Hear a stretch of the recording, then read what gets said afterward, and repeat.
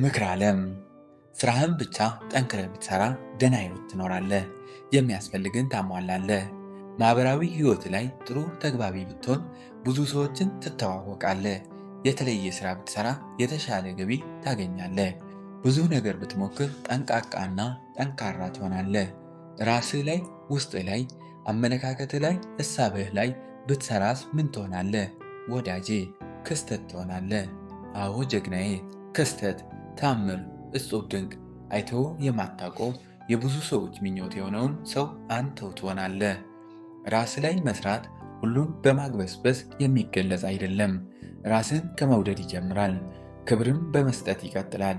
እንክብካቤ በመለገስ ለአእምሮ የሚቀርበውን፣ በአይን የሚታየውን፣ በጆሮ የሚሰማውን፣ በእጅ የሚዳሰሰውን ሁሉ በመለየት በመረመረ ይገለጻል። ራስን ለመንከባከብ ራስን እንደማንም ማየት አይጠበቅብህም። ምክንያቱም ከጅምሩ አንተ ካንተ ውጪ ሌላ ሰው መሆን አትችልምና። ጥሩ የሆንክበትን ካወቅ እሱ ላይ ክህሎትን አዳብር፣ ራስን አሳድግ። ክስተት ለመሆን እስከ ጥግ ድረስ ስራ። የእረፍትህ፣ የሰላምህ፣ የእርጋታ ጠበኛ የሆነ ሻሻሪ ሀሳብ ካለብህ በቶሎ አሽቀንጥረህ ጣለው።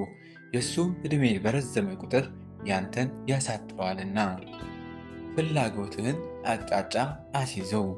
ፈልገዋለሁ ለምትለው ስራ ትኩረት ስጥ፣ ጊዜ ስጥ። ዋጋ እንደሚያስከፍልህ እመን። ዋጋውንም በሂደት ከፍለህ ለመጨረስ ተዘጋጅ።